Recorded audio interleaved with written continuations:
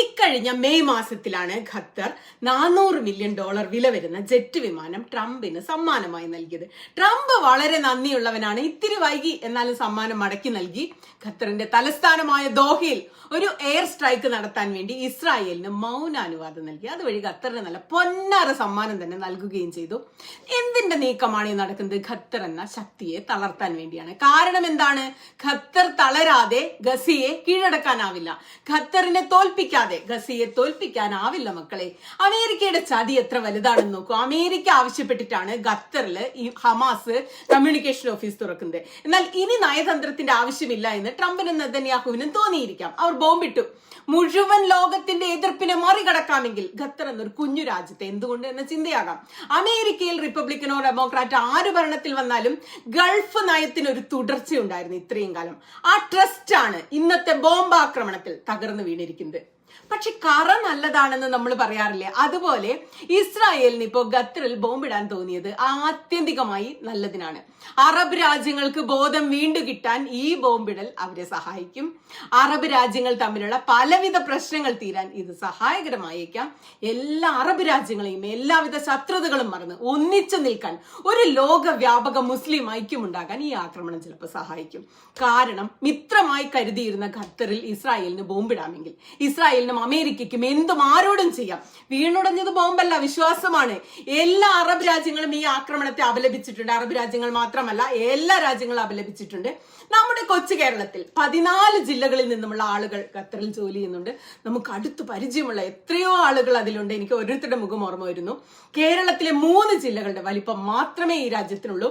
ഇടുക്കി, പാലക്കാട്, മലപ്പുറം ചേർന്നാൽ 12,000 square kilometre വിസ്തൃതി. അത്രയേ ഉള്ളൂ ഖത്തർ. പക്ഷെ വലുപ്പത്തിലല്ല, സൈസിലല്ല കാര്യം. സൈസിനുള്ളിലെ ഫൈറ്റ് ആണ്, പോരാട്ട വീര്യമാണ് അവരുടെ പ്രശ്നം. കുറച്ച് നാളമായിട്ട് ഇത് ചർച്ചയിലുണ്ട്. ഈ പോരാട്ട വീര്യം അമേരിക്കയുടെ പിന്തുണയോടെ ഖത്തറിലെ ജനവാസ കേന്ദ്രങ്ങളിൽ ബോംബിടാൻ ഇസ്രായേലിന് വെകിളി കൂട്ടി. അതിന് ഹമാസ് സാന്നിധ്യം ഒരു എക്സ്ക്യൂസ്, ഒരു കാരണം മാത്രമാണ്. നിങ്ങൾ വിശ്വസിക്കുന്നുണ്ടോ ഹമാസിനെ ലക്ഷ്യമിട്ട് മാത്രമാണ് ഈ ബോംബാക്രമണം നടന്നതെന്ന്? ഹമാസ് ആയിരുന്നു ലക്ഷ്യം? ഒരിക്കലുമല്ല. ലക്ഷ്യം ഗസയെ തോൽപ്പിക്കൽ, പിടിച്ചെടുക്കൽ, കീഴടക്കൽ. അതിനായി ആദ്യം ആരെയാണ് തോൽപ്പിക്കേണ്ടത്? ഖത്തറിനെ തന്നെ തോൽപ്പിക്കണം. ഒരു പ്രത്യേക തരത്തിലുള്ള പോരാട്ട വീര്യമാണ് ഖത്തറിന്റേത്. കയ്യിൽ കാശുണ്ട്. അയൽവാസികളായ അറബ് രാജ്യങ്ങളെ പോലെ സുന്നി രാജകുടുംബമാണെങ്കിൽ പോലും ഷിയ രാജ്യമായ ഇറാനുമായി വളരെ അടുത്ത ബന്ധമുണ്ട് ഖത്തറിന്. ലോകത്തിലെ ഏറ്റവും വലിയ എണ്ണപ്പാടം ഇരു രാജ്യങ്ങളും ഒന്നിച്ച് മാനേജ് ചെയ്യുന്നു. അതേസമയം ഇറാന്റെ ബദ്ധശത്രുക്കളായ അമേരിക്കയും ഇസ്രായേലുമായി വളരെ അടുത്ത ബന്ധവും സൂക്ഷിക്കുന്നു. ഗൾഫിലെ അമേരിക്കയുടെ ഏറ്റവും വലിയ നാവിക ബേസ് ഖത്തറിലാണ്. അവിടെയാണ് ഇറാൻ 2 മാസങ്ങൾക്ക് മുമ്പ് ആക്രമണം നടത്തിയത്. ബദ്ധശത്രുക്കളായ മുസ്ലിം ഇറാനും ജൂത ഇസ്രായേലും ഒരുപോലെ ആക്രമിക്കുന്ന ഖത്തർ ആരാണ് അപ്പൊ ശരിക്കുമെന്ന് നമ്മൾ ചോദിച്ചു പോകുന്നത് ഇതുകൊണ്ടാണ്. ഈ ബാലൻസിങ് ആക്ട് കൊണ്ട് അമേരിക്കയ്ക്ക് സന്ധി സംഭാഷണങ്ങൾ നടത്താൻ അവരുടെ ആവശ്യപ്രകാരം താലിബാനും ഹമാസിനും ഓഫീസുകൾ തുറക്കാൻ ഖത്തർ സന്നദ്ധമായി.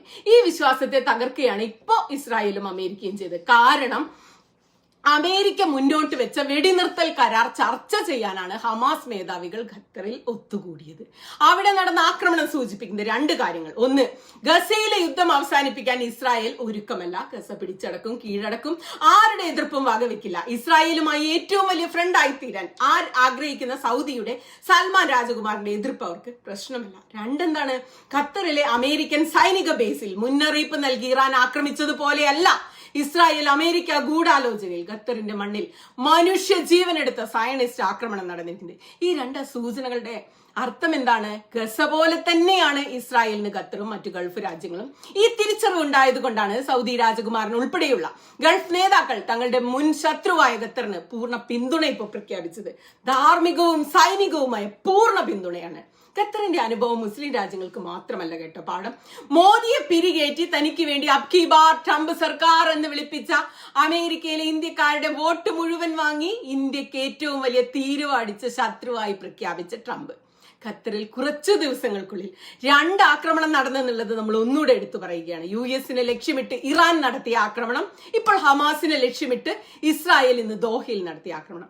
2ന്റെയും ലക്ഷ്യം ഖത്തർ അല്ലായിരുന്നിട്ടും ഖത്തർ മണ്ണിലാണ് ഈ മിസൈലുകൾ വീഴുന്നത്.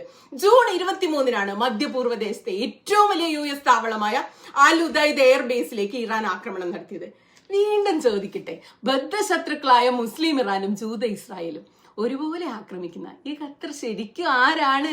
ആരാണ് ഈ ഖത്തർ, എന്താണ് ഈ രാജ്യത്തിന്റെ ഇത്രയും വലിയ പ്രസക്തി എന്നുള്ളത് ചർച്ച തുടങ്ങുന്നത് ഇവിടെ വെച്ചാണ് കേട്ടോ. ഗസയിലെ വെടിനിർത്തൽ ചർച്ചകൾക്ക് മധ്യസ്ഥത വഹിക്കുന്ന ദോഹയിലാണ് ഇസ്രായേൽ ആക്രമണം നടത്തിയത് എന്നതാണ് ഇതിലെ തോന്യാസം.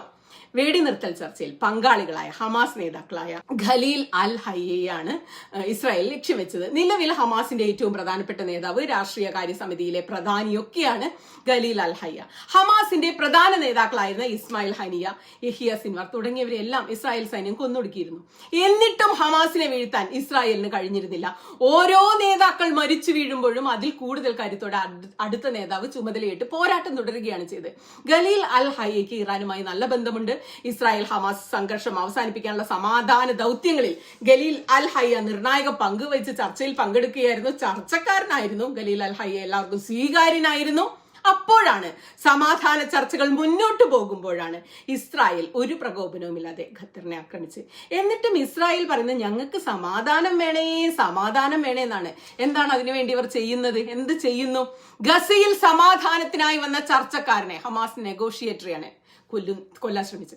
ചർച്ചക്കാരന്റെ കുടുംബത്തെ കൊല്ലുന്നു, ഇറാനിയൻ ചർച്ചക്കാരെ കൊല്ലുന്നു, ഖത്തർ ചർച്ചക്കാരെ കൊല്ലുന്നു, ബോംബിടുന്നു, ഇറാന്റെ തലസ്ഥാനത്ത് ബോംബിടുന്നു, ലെബനന്റെ തലസ്ഥാനത്ത് ബോംബിടുന്നു, ലെബനനെ ആക്രമിക്കുന്നു, സിറിയയെ ആക്രമിക്കുന്നു. എന്നിട്ടും പറയുന്നു സമാധാനം വേണം. കഴിഞ്ഞ ദിവസങ്ങളിൽ ഇസ്രായേൽ ബോംബിട്ടുകൊണ്ടിരിക്കുന്നത് എവിടേക്ക്? Palestine, Lebanon, Syria, Tunisia, Qatar, Yemen. എന്നിട്ടും പറയുന്നു ഞങ്ങൾക്ക് സമാധാനം വേണമെന്ന്. ഇതല്ലേ ശരിക്കും ഭീകരവാദം? എന്നിട്ടും ഹമാസും ഇസ്ലാമിക സംഘടനകളുമാണ് ഭീകരരും പ്രാകൃതരും. ലക്ഷ്യം ഗസയാണ്. ഗസയെ തോൽപ്പിക്കാൻ ഖത്തറിനെ തോൽപ്പിക്കണം. എന്റെ പൊന്നാര ട്രംപേ, പൊന്നാര നെതന്യാഹു മോനെ, ഖത്തർ നിങ്ങൾ ഉദ്ദേശിക്കുന്ന ആളല്ല കേട്ടോ. തന്റെ തന്തയല്ല, എന്റെ തന്ത.